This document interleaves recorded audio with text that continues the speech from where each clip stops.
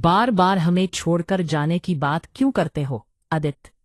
क्या किसी के कुछ कह देने से ही तुम हर बार सब कुछ छोड़कर भाग जाओगे? आखिर कब बदलेगी ये आदत तुम्हारी कि मुश्किल हालातों से सामना करने के बजाय उनसे दूर भाग जाओ? जरा मंगल को ही देख लो। उसकी जिंदगी में कितनी मुसीबतें आईं, कितने दुख और तकलीफों का सामना उसे करना पड़ा। उसने क्या क्या नहीं सहा, लेकिन फिर भी उसने कभी हालातों के सामने घुटने नहीं टेके। वो बार बार टूटी, कई बार उसके दिल को चोट पहुंची, मगर उसने हर मुश्किल का डट कर सामना किया। उसने अपने परिवार को हमेशा साथ रखा, रिश्तों को संभाल कर रखा और हर हाल में अपने अपनों के लिए खड़ी रही। लेकिन तुमसे तो अपनी माँ का थोड़ा सा गुस्सा भी सहन नहीं हुआ। अगर तुम सच में जाना चाहते हो तो चले जाओ, ये तुम्हारा फैसला है और तुम्हें ही तय करना है कि तुम्हें क्या करना है। मगर एक बात हमेशा याद रखना बेटा, जिंदगी में बड़े फैसले इंसान सिर्फ अपने बारे में सोचकर नहीं लेता, बल्कि अपने अपनों के बारे में सोचकर लेता है। अपने बच्चों के बारे में, अपने माँ बाप के बारे में और उस परिवार के बारे में जो हर वक्त उसके साथ खड़ा रहता है। हम तुम्हारी माँ हैं और तुम्हारे इस व्यवहार से हमें दुख हुआ है।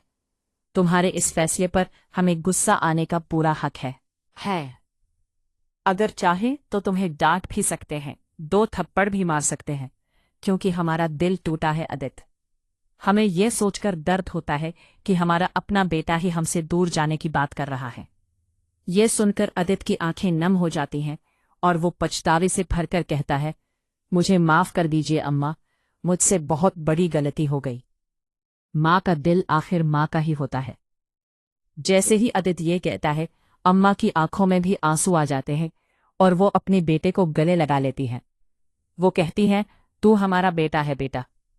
माँ अपने बच्चे से ज्यादा देर नाराज नहीं रह सकती। घर में ये भावुक माहौल देखकर सबकी आंखें नम हो जाती हैं। तभी अचानक माहौल को हल्का करने के लिए ओम हंसते हुए वहां आता है और कहता है, अरे यार, ये क्या रोना धोना लगा रखा है तुम लोगों ने?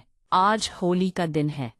इस दिन लोगों को आंसुओं से नहीं बल्कि रंग और पानी से भिगोया जाता है।